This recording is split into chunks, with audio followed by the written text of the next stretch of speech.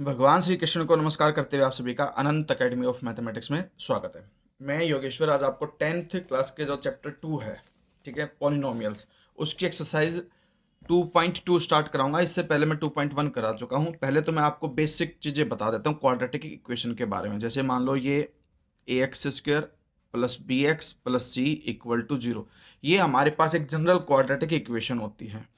इसके अंदर जो एक्स स्क्वायर का कोफिशिएंट वो है, तो आप इसको ध्यान रखना दोनों तरीके से। Coefficient of x square is equal to a, coefficient of x is equal to b and constant term is equal to c. ये तीन चीजें होती हैं इसके अंदर।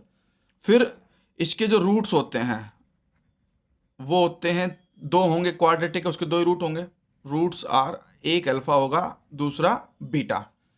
तीसरी चीज होती है रिलेशनशिप, ठीक है, किस किस के बीच में, रूट्स और कोफिशिएंट्स के बीच में रिलेशनशिप। उसके लिए हमारे पास ये फॉर्मूला याद होना चाहिए कि भाई एक तो सम ऑफ जीरोज या sum of roots is equal to minus b by a. यानी कि आप इसको ऐसे भी लिख सकते हो, माइनस ब्रैकेट में coefficient of x divided by coefficient of x square. हमेशा एक्स स्क्वायर के कोएफिशिएंट से डिवाइड करोगे, या डायरेक्टली यही फॉर्मूला याद रख लो, ये भी काफ़ी है। दूसरा है प्रोडक्ट ऑफ जीरोज, यानी कि product of roots alpha into beta, उसका फॉर्मूला है सी अपॉन ए, यानी कि constant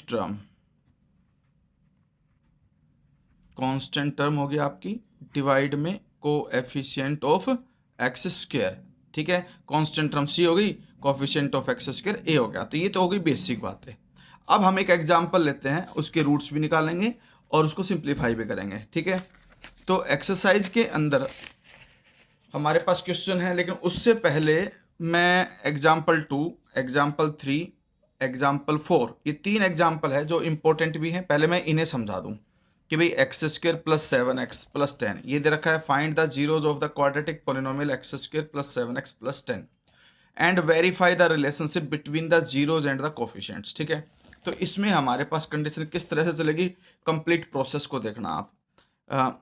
x square plus 7x plus 10 जो एक्सरसाइज है आपके पास, ये 2.2 है पॉलिनोमियल्स की।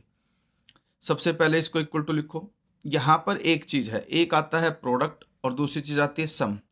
प्रोडक्ट से हमारा मतलब होगा कि जो एक्स स्क्वायर का कोफिशिएंट है और जो कांस्टेंट टर्म है, इन दोनों का प्रोडक्ट। यहाँ पर 1 है, यहाँ पर 10 है, 10 इंटू 1 10 हुआ।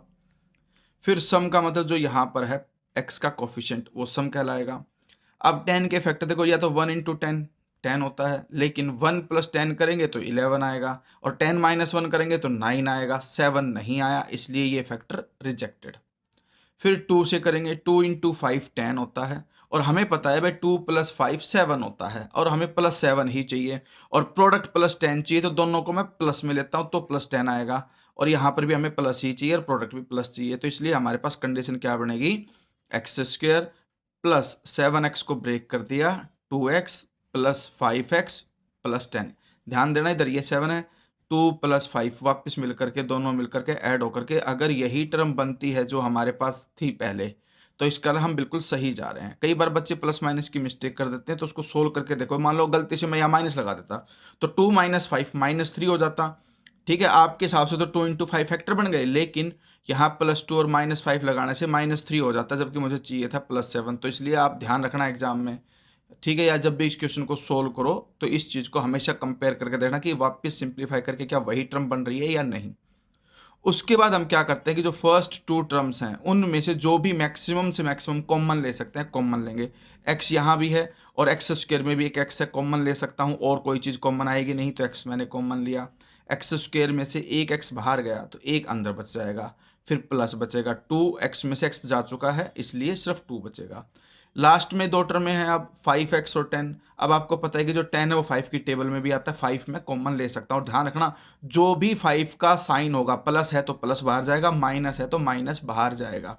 अब प्लस 5 है तो प्लस 5 बाहर, x प्लस 2, क्योंकि 5 2 10 होते हैं, तो इसलिए ये बच जाएगा x प्लस 2, ठीक है। ये करने के बाद फिर आप इन दोनों ब्रैकेट्स को मैच करो, क्या ये दोनों सेम है। अगर ये दोनों सेम है तो आपने बिल्कुल करेक्ट किया है, अगर ये दोनों सेम नहीं आ रही है तो आपसे गलती हो गई, ये भी आप चेक कर लेना। इसके बाद हमारे पास ये आ जाएगा कि x प्लस 2 को दोनों में से कॉमन ले लिया, तो एक ब्रैकेट x प्लस 2 बनेगी और दूसरी ब्रैकेट बनेगी x प्लस 5, ठीक है। फिर पुट करोगे आप सेपरेटली भाई x plus 2 equal to 0 and x plus 5 equal to 0, और यहाँ से आप x की वैल्यू निकालोगे, एक वैल्यू आएगी -2 और दूसरी वैल्यू आ जाएगी -5। ठीक है, अब हम वापस आते हैं ए बी सी पर। हमारे पास इक्वेशन क्या थी, x² प्लस 7x प्लस 10। ठीक है, तो आप लिखोगे here a is equal to 1 क्योंकि x² का कोफिशिएंट 1 है, और b is equal to 7 and c is equal to 10। फिर लेट अल्फा -2 मान लो, ये हमारी चॉइस होती है, इन दोनों में से किसी भी एक को अल्फा मान सकते हैं तो दूसरे को बीटा मानेंगे।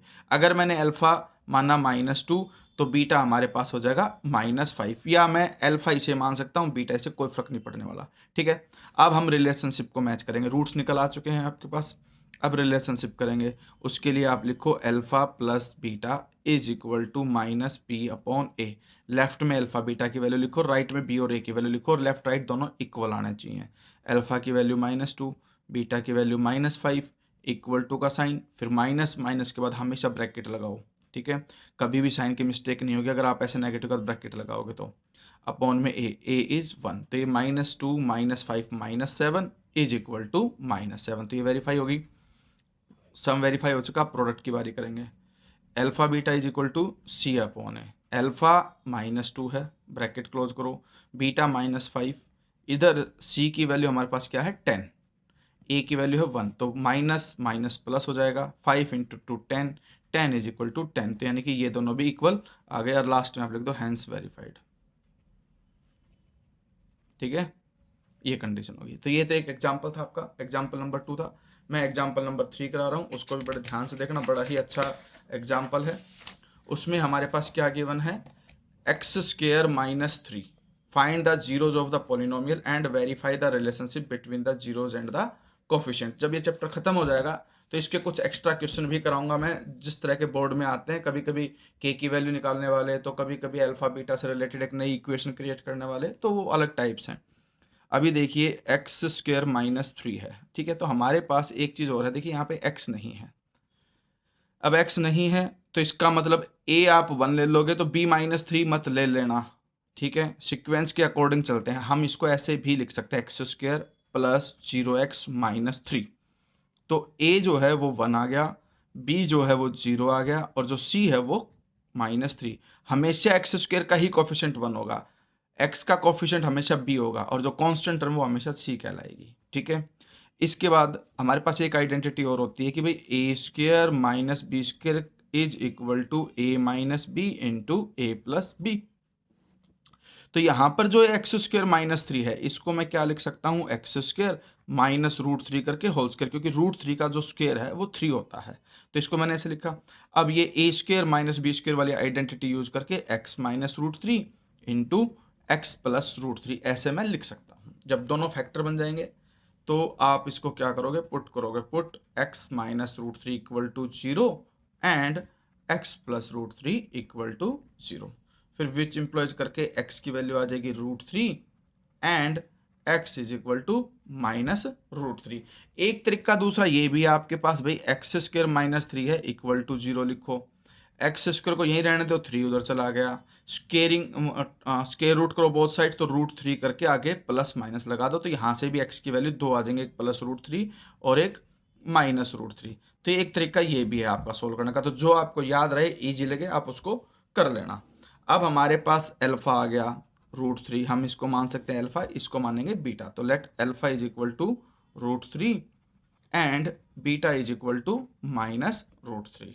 ठीक है, अब हम इसको भी अल्फा मान सकते हैं और इसको बीटा मान सकते हैं, फिर वही रिलेशनशिप चलेगी, alpha plus beta is equal to -b/a। ध्यान रखना, मैं यहाँ पे साइड में दोबारा से लिख देता हूँ, हमारे पास a की वैल्यू 1 है, b की वैल्यू 0 है और c की वैल्यू है -3। ठीक है, अब यहाँ पर हम वैल्यू रखेंगे लेफ्ट में, तो अल्फा की वैल्यू √3 प्लस में -√3 is equal to minus bracket b की वैल्यू 0 अपॉन में a की वैल्यू 1, तो ये तो प्लस √3 -√3 कैंसिल हो गया, 0 इक्वल टू 0, ये कंडीशन होगी वेरीफाई। फिर हम चलेंगे alpha beta is equal to c upon a। Alpha की वैल्यू मतलब प्लस √3 और बीटा की value -√3 is equal to c की वैल्यू है -3, a की वैल्यू 1, तो ये देखिए प्लस है, ये माइनस है, प्लस इंटू माइनस तो माइनस आएगा, √3 इंटू √3 3 होता है, इधर भी -3, तो हैंस वेरीफाइड, तो कंडीशन ये भी वेरीफाई होगी। ठीक है, इसके बाद हमारे पास आता है एग्जाम्पल नंबर 4। अब एग्जाम्पल नंबर 4 में क्या है उसे देखिए आप। एग्जाम्पल 4 में एक अलग चीज है, find a quadratic polynomial the sum and product of whose zeros are -3 and 2। ठीक है, ये हमें गिवन है। अब हमारे पास सम भी गिवन है, प्रोडक्ट भी गिवन है, तो जैसे इन्होंने कर रखा उस तरीके से मैं नहीं करा रहा हूं, मैं एक और तरीका आपको बता रहा हूं जो डायरेक्ट आपको याद रखने की जरूरत है। ठीक है, कोई भी क्वाड्रेटिक पोलिनोमियल फाइंड आउट करना हो तो उसका फॉर्मूला ये बनेगा के bracket start x² minus sum of zeros into x plus product of zeros. ठीक है, तो ये कंडीशन होती है कि आपका कोई भी एक कॉमन आकर के कांस्टेंट जो भी आएगा बाद में आप उसको इग्नोर कर सकते हो, क्योंकि इग्नोर करने के बाद हटाने के बावजूद भी रूट्स सेम आते हैं। तो ये पढ़ लेना क्वेश्चन के अंदर कि हमें भाई जीरोज गिवन है या सम और प्रोडक्ट गिवन है, दोनों में डिफरेंस होगा। तो इन्होंने दे रखा है कि sum and product of whose zeros are. ठीक है, find a quadratic polynomial the sum and product of whose zeros are, यानी कि सम गिवन है और ये प्रोडक्ट गिवन है, यानी कि सेपरेटली जीरो गिवन नहीं, हमें डायरेक्टली दे दिया अल्फा प्लस बीटा, यानी कि सम पहले वाला है तो वो -3 गिवन है और प्रोडक्ट जो है वो 2 गिवन है। अब पोलिनोमियल हम यहाँ लिखेंगे px, के एज इट इज रहेगा, bracket start x² minus alpha plus beta की वैल्यू है -3, ब्रैकेट के अंदर -3 लिख दो और प्लस में product of zeros alpha beta यानी कि 2 लिख दिया मैंने। ठीक है, ये आ जाएगा k into x² plus 3x plus 2। फिर आप लास्ट में फाइनल आंसर ये लिख सकते हो, रिक्वायर्ड पोलिनोमियल इज k को इग्नोर करके x² प्लस 3x प्लस 2, ये आपका आंसर आ गया। ठीक है, ये हो गया। अब जो एग्जाम्पल नंबर 5 है, ठीक है, वो एक्चुअली क्यूबिक से रिलेटेड है, लेकिन ये स्टार इन्होंने लिखा है तो इसका मतलब ये है कि not from the examination point of view. इसको मैं बिल्कुल एक सेपरेटली कभी वैसे वीडियो बना दूंगा क्यूबिक के रिलेटेड करके, लेकिन ये अभी आपको करने की जरूरत नहीं है, ये आपके अब सिलेबस में नहीं है, ना इस जैसा कोई क्वेश्चन आएगा। ओके, तो अब आप एक्सरसाइज 2.2 खुद से सोल्व करोगे, एक एक क्वेश्चन आंसर मैच करोगे। नेक्स्ट टाइम यानी कि मैं जो वीडियो अपलोड करूंगा उसमें मैं एक्सरसाइज 2.2 को कंप्लीट सोल्व करके अपलोड करूंगा, तो जो भी आपका डाउट है उससे मैच कर लेना। फिर भी कोई डाउट बचे तो आप मुझे बता देना कमेंट करके, मैं उसके डाउट सेशन एक और वीडियो का अपलोड कर दूंगा, उसको थोड़ा सा और अच्छे से एक्सप्लेन करूंगा। धन्यवाद।